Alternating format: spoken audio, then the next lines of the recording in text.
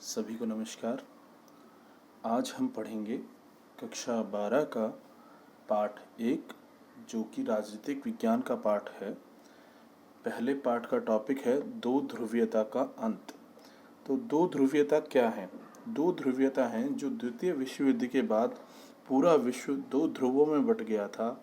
एक सोवियत संघ के नाम से यूएसएसआर और दूसरा जो यूएसए जो संयुक्त राज्य अमेरिका के लिए यूज होता था। तो पहला ध्रुव था सोवियत संघ और उसके सहयोगी देश, दूसरा ध्रुव था संयुक्त राज्य अमेरिका और उसके सहयोगी देश। लेकिन 1990 के आसपास क्या हुआ? 1991 में सोवियत संघ का विघटन हो गया। तो इससे क्या हुआ कि एक ही ध्रुव अब विश्व में रह गया जो कि यूएसए था, संयुक्त राज्य अमेरिका।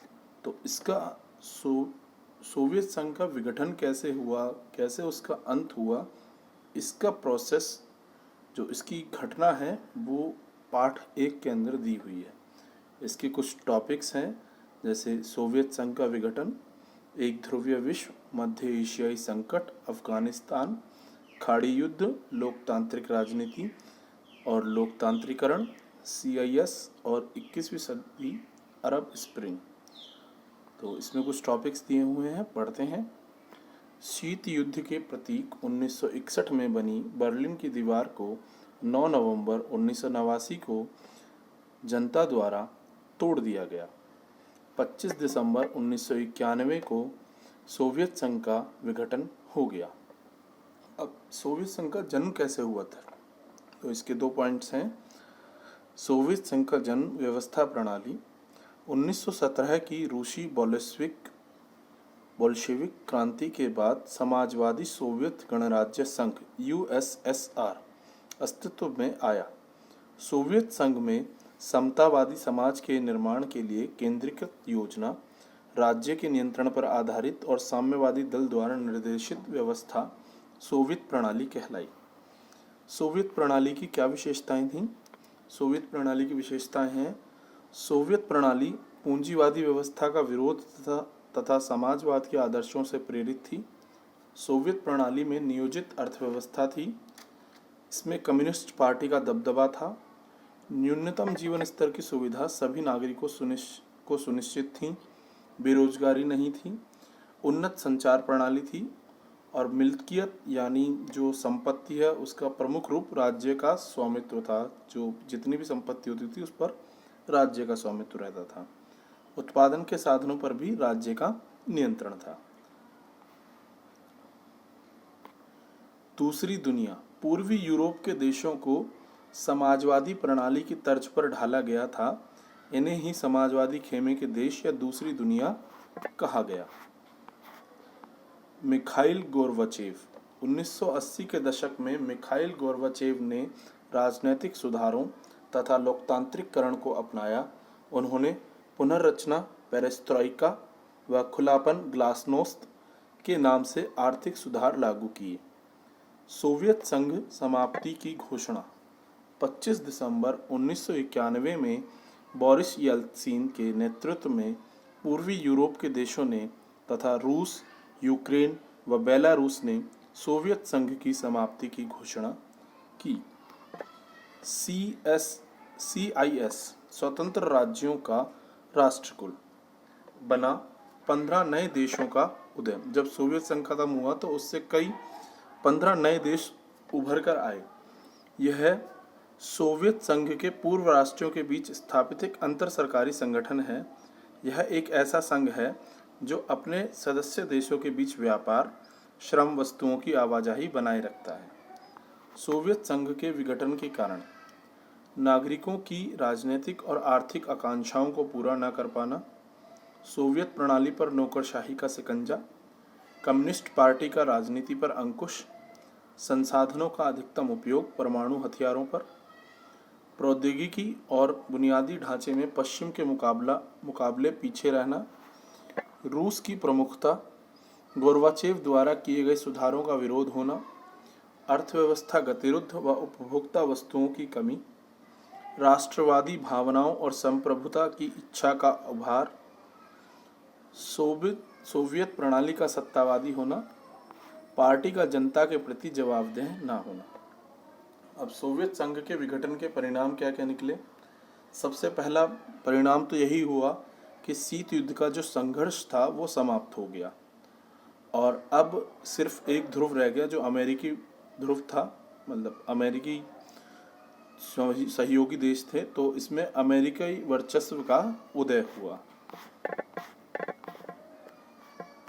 एक हथियारों की होड़ जो थी कि कौन सबसे ज़्यादा ताकतवर खेमा है, उसकी होड़ समाप्त हो गई। सोवियत खेमे का अंत और 15 नए देशों का उदय हुआ। रूस सोवियत संघ का उत्तराधिकारी बना और विश्व राजनीति में शक्ति संबंध परिवर्तित हो गए।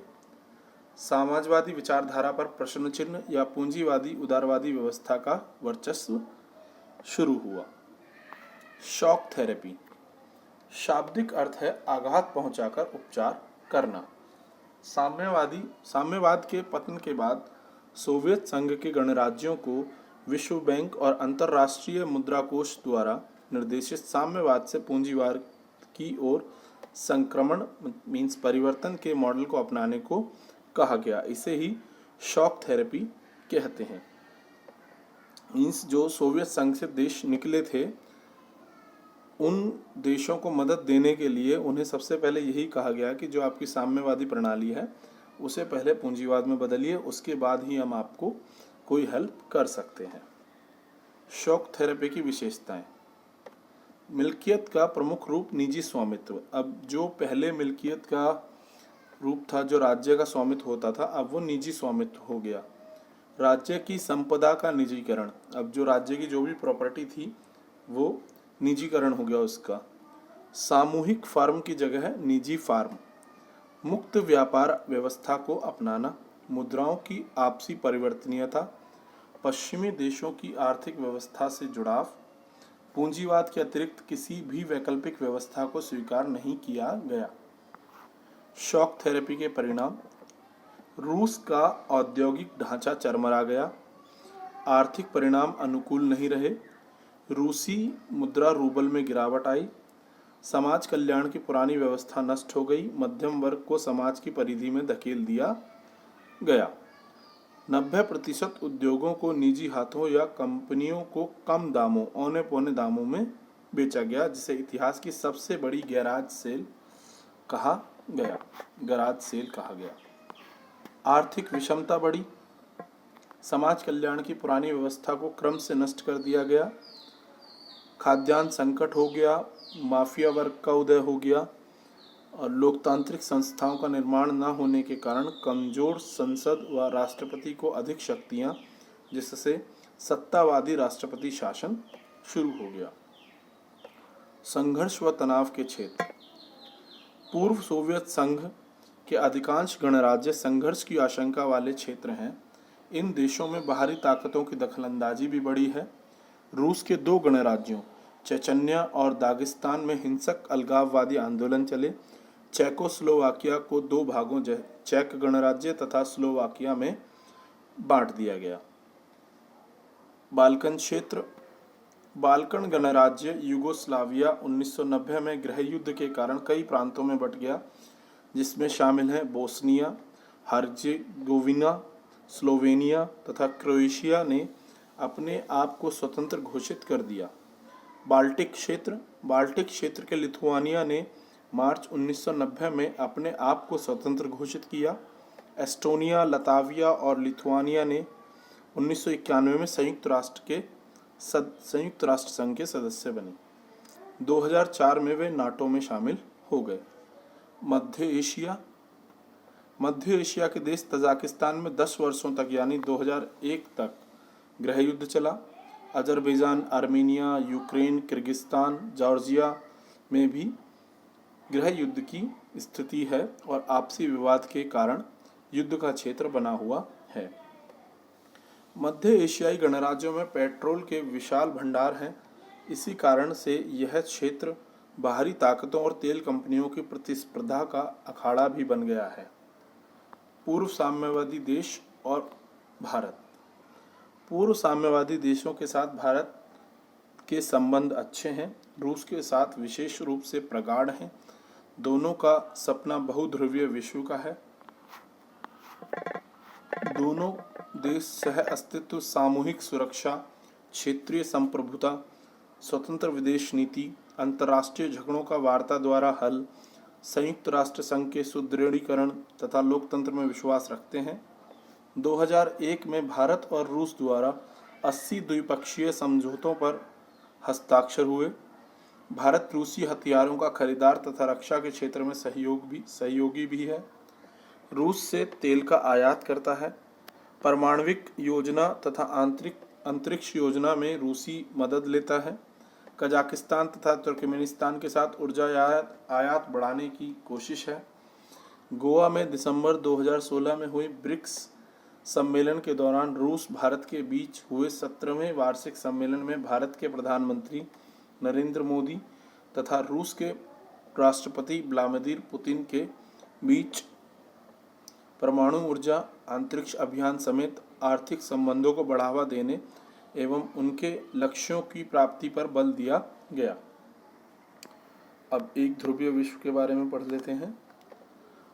1991 में सोवियत संघ के विघटन के साथ ही शीत युद्ध का अंत हो गया तथा अमेरिकी वर्चस्व की स्थापना के साथ विश्व राजनीति का स्वरूप एक ध्रुवीय हो गया। अगस्त 1990 में इराक ने अपने पड़ोसी देश कुवैत पर कब्जा कर लिया। संयुक्त राष्ट्र संघ ने इस विवाद के समाधान के लिए अमेरिका को इराक के विरुद्ध सैन्य बल प्रयोग करने की अनुमति दे दी।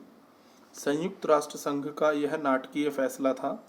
अमेरिकी राष्ट्रपति जॉर्ज बुश ने इसे नई विश्व व्यवस्था की संज्ञा दी।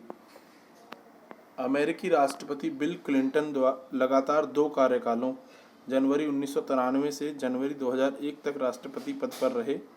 इन्होंने अमेरिका को घरेलू रूप से अधिक मजबूत किया और अंतर्राष्ट्रीय स्तर पर लोकतंत्र को बढ़ावा, जलवायु परिवर्तन तथा विश्व व्यापार जैसे नरम मुद्दों पर ही ध्यान केंद्रित किया। एक ध्रुवीय विश्व में अमेरिकी वर्चस्व के कारण, तो इसके 3 कारण हैं। पहला है सैन्य कारण, दूसरा है आर्थिक कारण और तीसरा है सांस्कृतिक कारण। सैन्य कारण कैसे हैं? तो अमेरिकी जो सेना है वो उच्च सैनिक प्रौद्योगिकी से लैस है। इसका सैन्य बजट सबसे ज़्यादा है। इसके 5 सशस्त्र कमानें हैं जिनमें उत्तरी, दक्षिणी, केंद्रीय, यूरोपीय व पैसिफिक कमान है। और इसने जो युद्ध लड़े हैं वो इसकी सैन्य शक्ति को दिखाते हैं, जैसे प्रथम व द्वितीय खाड़ी युद्ध। और आर्थिक रूप से कैसे इसका वर्चस्व है? ये विश्व की सबसे मजबूत अर्थव्यवस्था है। मुक्त समुद्री व्यापार पर इसका नियंत्रण है। इंटरनेट व MBA का जनक है। वर्ल्ड बैंक, IMF और WTO में इसकी मुख्य भूमिका है। सांस्कृतिक कारण क्या है? इसमें इसका पहनावा है जीन्स, जो कि लगभग पूरे विश्व में फैल चुकी है। खान पान है मैकडॉनल्डीकरण, मैकडॉनल्ड्स का प्रोडक्ट हैं ये, बर्गर, पिज़्ज़ा वगैरह हैं। और US संस्कृति का विस्तार, जैसे रात की शिफ्ट में काम करना या वैलेंटाइन डे बनाना, ये सब इसके सांस्कृतिक कारण हैं, इसके वर्चस्व के।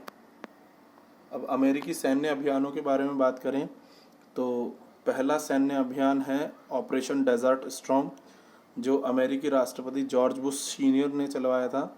कब चलवाया था? 1991 में।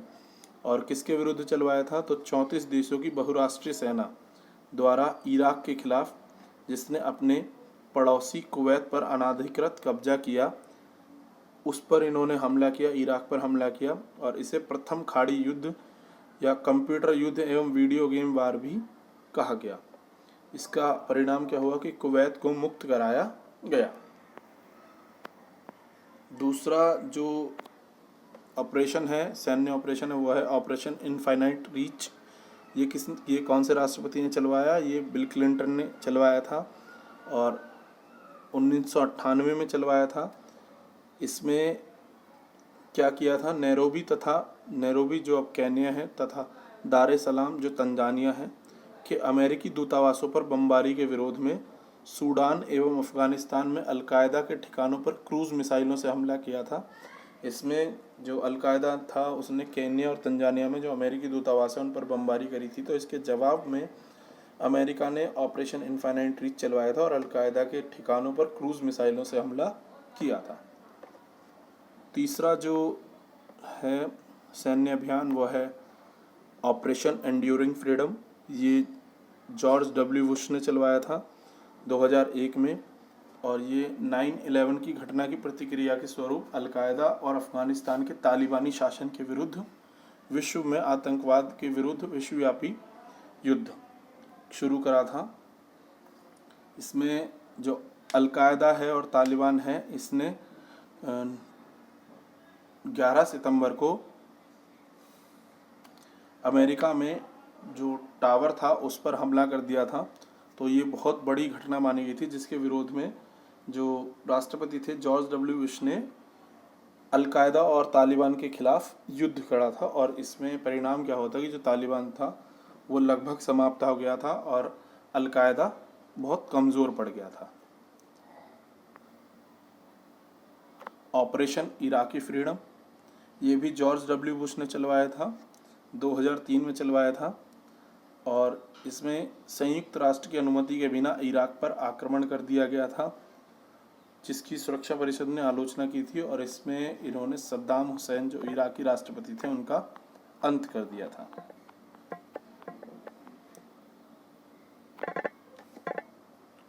अब ये जो 9/11 की घटना है उसके बारे में बताया गया है।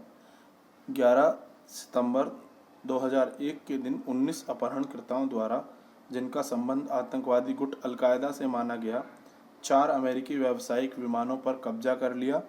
इनमें से 2 विमानों को न्यूयॉर्क स्थित वर्ल्ड ट्रेड सेंटर से टकराया गया। इसे 9/11 की घटना कहा गया। इस हमले में लगभग 3000 लोग मारे गए। इसके विरोध में अमेरिका ने आतंकवाद के खिलाफ विश्वव्यापी युद्ध छेड़ दिया। ऑपरेशन इराकी फ्रीडम को सैन्य और राजनीतिक धरातल पर असफल माना गया, क्योंकि इसमें 3000 अमेरिकी सैनिक, बड़ी संख्या में इराकी सैनिक और लगभग 50,000 निर्दोष नागरिक मारे गए। अब अफगानिस्तान मध्य पूर्वी संकट।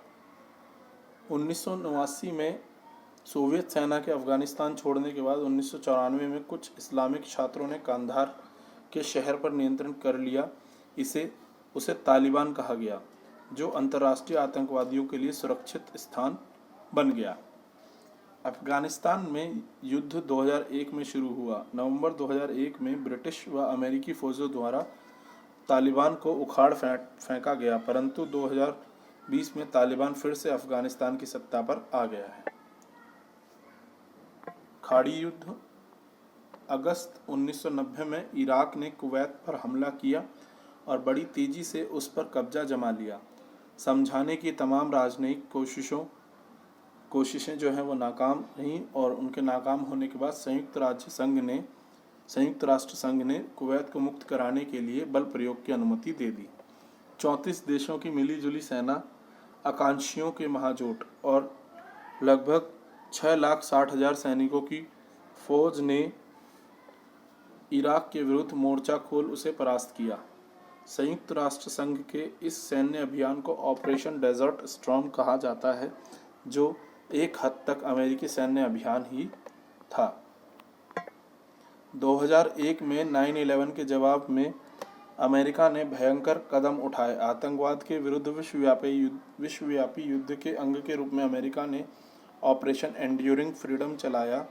इस अभियान में मुख्य निशाना अलकायदा और अफगानिस्तान के तालिबान शासन को बनाया गया। 19 मार्च 2003 को अमेरिका ने ऑपरेशन इराकी फ्रीडम के नाम से इराक पर सैन्य हमला किया।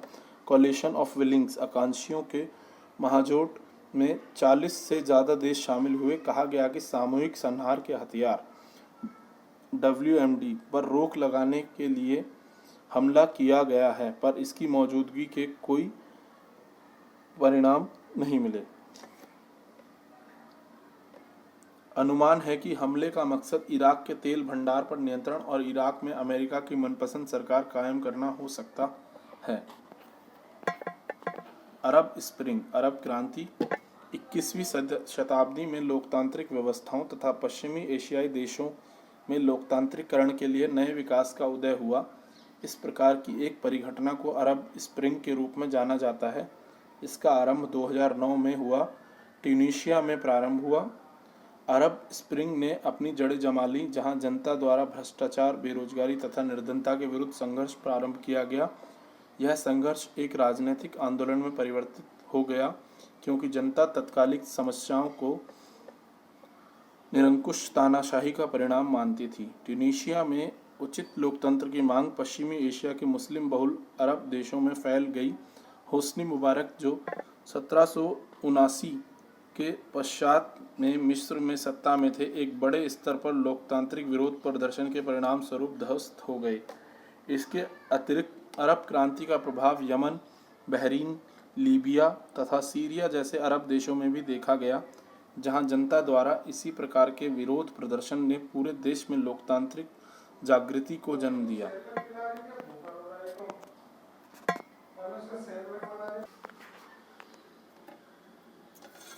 लोकतांत्रिक राजनीति और लोकतांत्रिकरण। CIS स्वतंत्र राष्ट्रों का राष्ट्रकुल, कॉमनवेल्थ ऑफ इंडिपेंडेंट स्टेट्स का गठन 1991 में हुआ। CIS में सोवियत संघ के विघटन के बाद हुआ। CIS में पूर्व सोवियत संघ के 15 में से 12 सदस्य शामिल हुए।